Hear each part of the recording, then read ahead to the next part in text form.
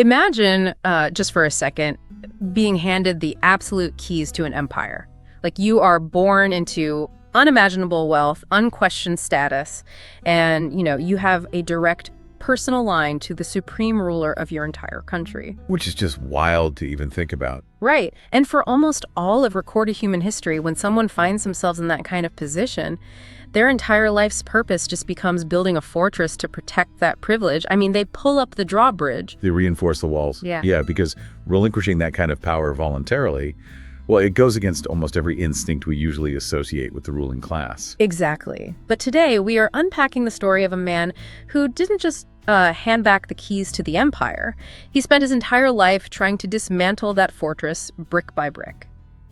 So welcome to the deep dive. We have a really fascinating set of sources on the table today. I do, yeah. It's an executive summary and a really detailed study guide offered by Dr. Jaswant Kumar V. Rathod, and he's examining an 1899 autobiography titled Memoirs of a Revolutionist. Right, which chronicles the life of Peter Kropotkin. Yes, and our mission today for this deep dive is to explore this incredible real-life transformation. We're essentially tracing the journey of a wealthy 19th century Russian nobleman who just walked away from extreme privilege to become, well, one of history's most famous anarchists. It's basically the ultimate story of a man of science turned into a man of the people. It really is. Now, a crucial note for you listening before we get into the actual mechanics of how all this happened.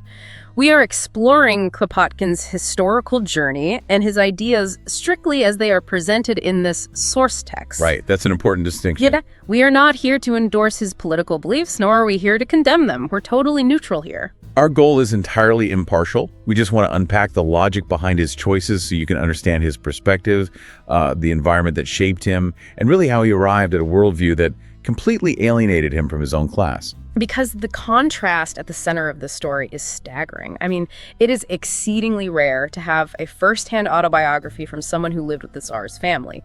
That's the absolute pinnacle of the Russian elite. The top of the top. Exactly. Yet he chose to dedicate his life and eventually sacrifice his own freedom to overthrowing that exact system. And to understand the sheer magnitude of that psychological shift, we really have to look at the world he was born into.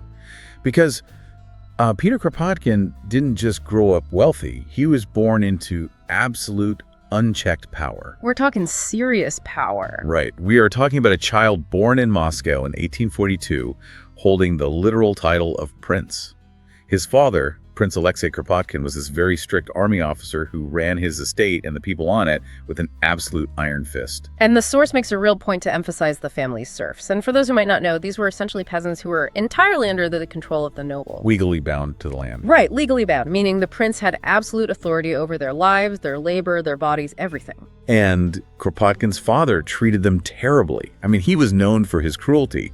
So young Peter is watching this dynamic play out daily in his own home.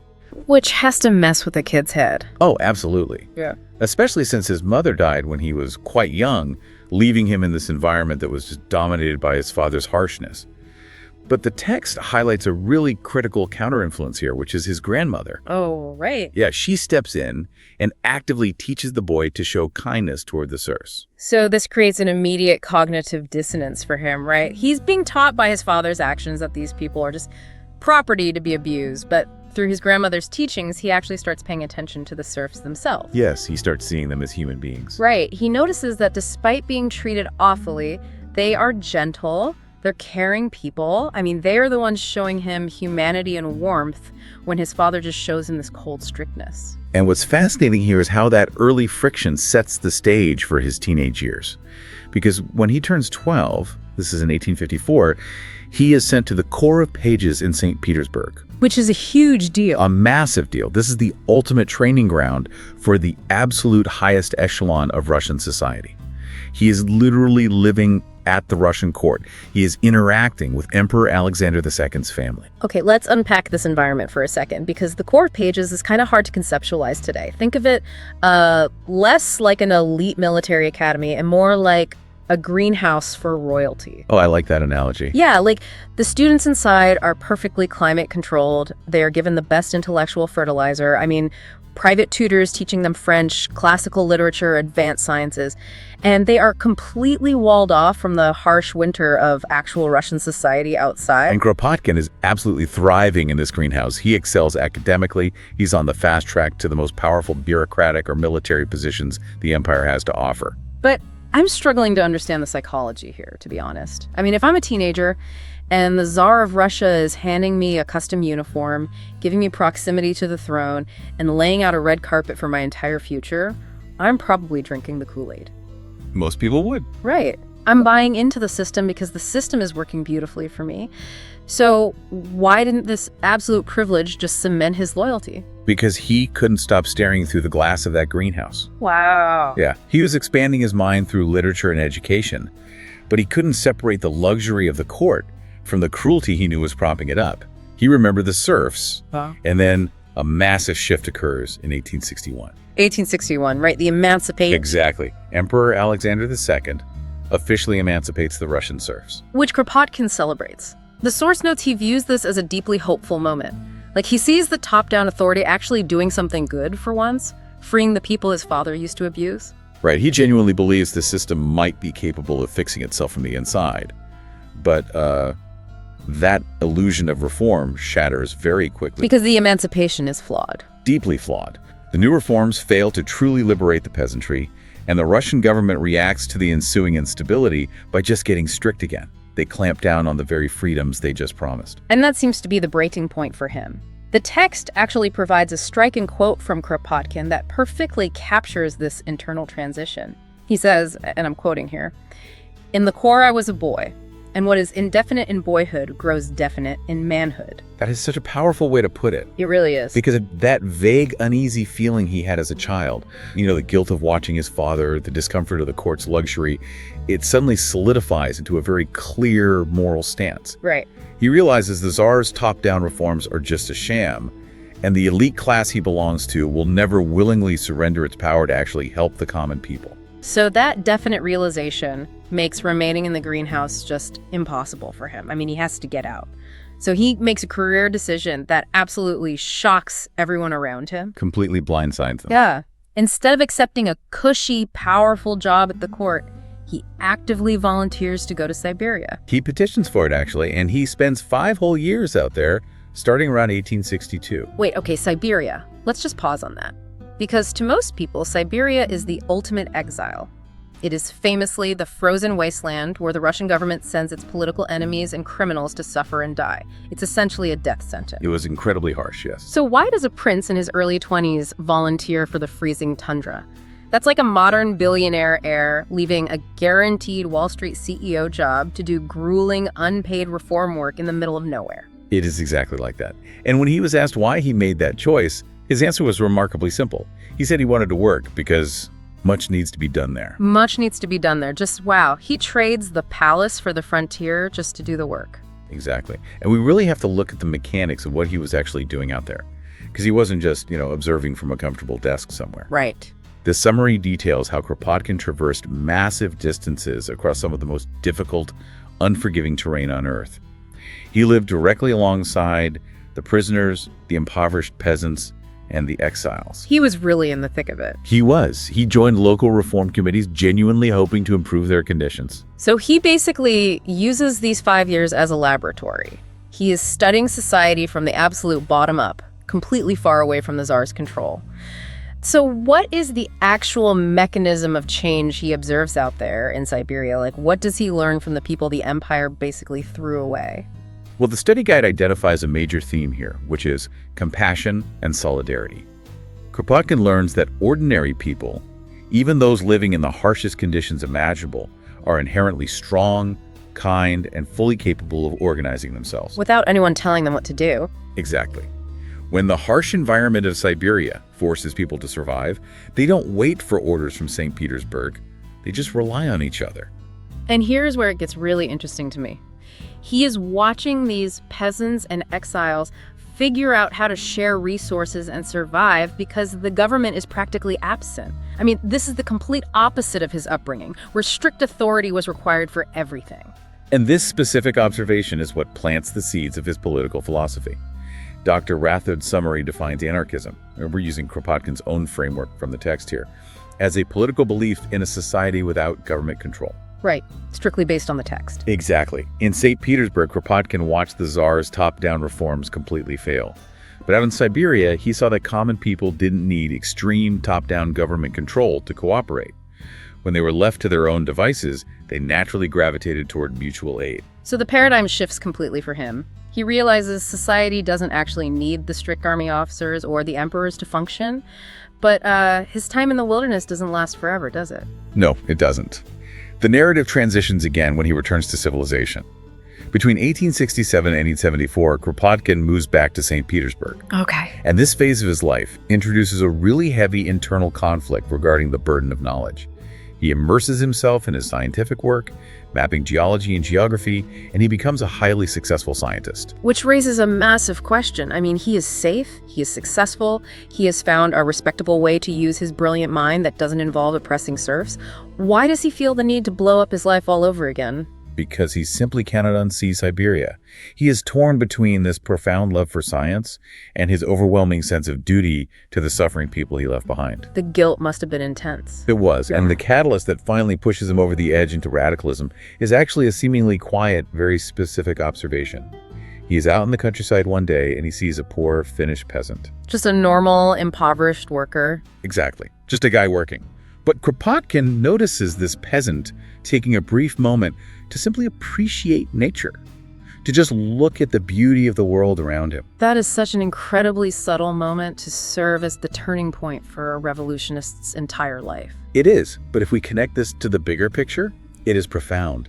Seeing this peasant convinces Kropotkin that common people deserve the freedom and the knowledge to actually enjoy their existence. They shouldn't be condemned to endlessly toil in the dirt. Right, exhausted and broken, just so the elite can sit in palaces discussing art and science. He actually writes a famous line about this exact realization. He says, "Only give them the means of leisure. This is the direction in which I must work." And that phrase, the means of leisure, is the absolute core of his new mission. He realizes that scientific progress, all his own mapping, his geological discoveries, his academic papers, they mean absolutely nothing if the lower classes have no leisure time to actually experience the benefits of human progress. Okay, I'm going to play devil's advocate for just a second here. Go for it. Kropotkin was a brilliant, successful scientist.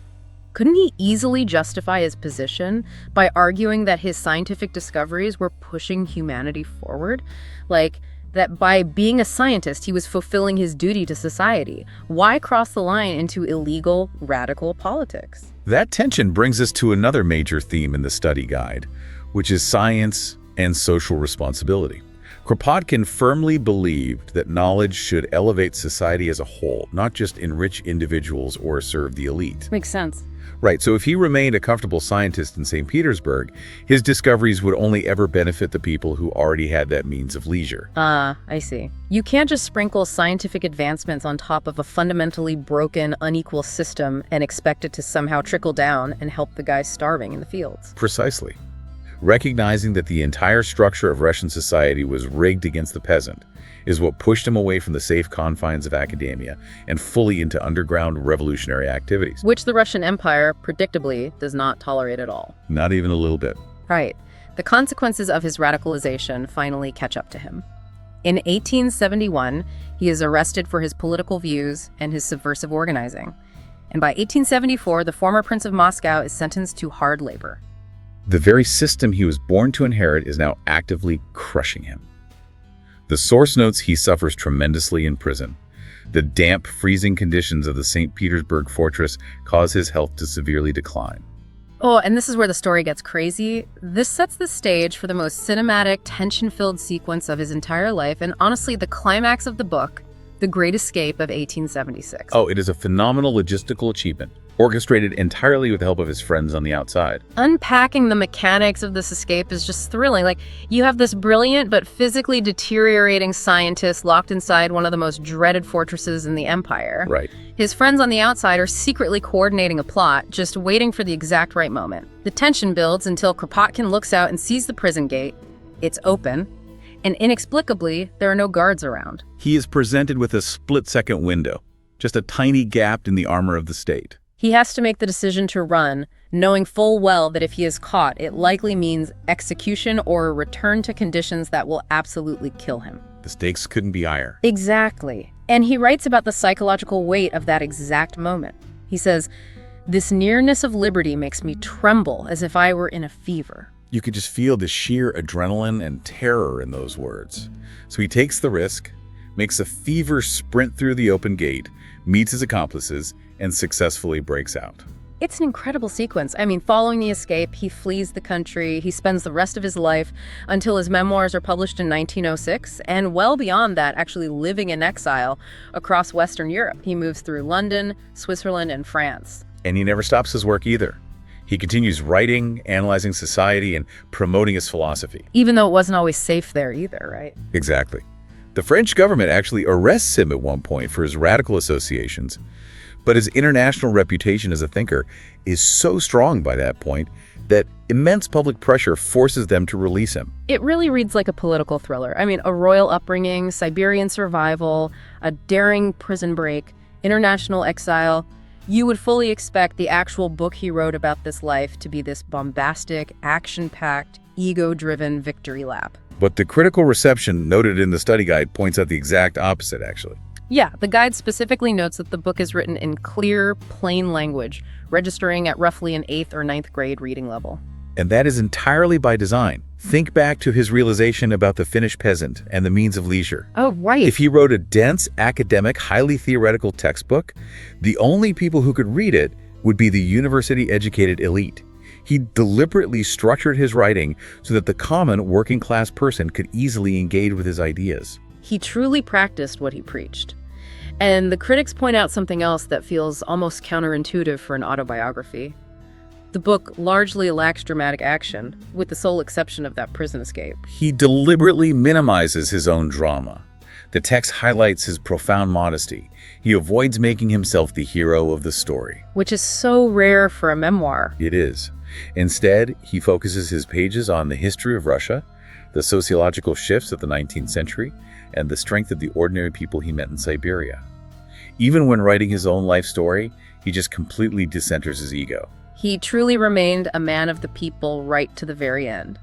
So we've tracked this extraordinary journey from the insulated greenhouse of the Moscow palaces to the freezing plains of Siberia, into the depths of a prison fortress, and finally to a life of exile and writing in Western Europe. It's a lot to take in. It is. So what are the core lessons we're supposed to extract from this text? Well, Dr. Rathod's summary distills the narrative into 4 highly practical takeaways. Okay, let's hear them. First, treat all people equally, regardless of their status. Second, actively question unjust authority, even if it benefits you personally.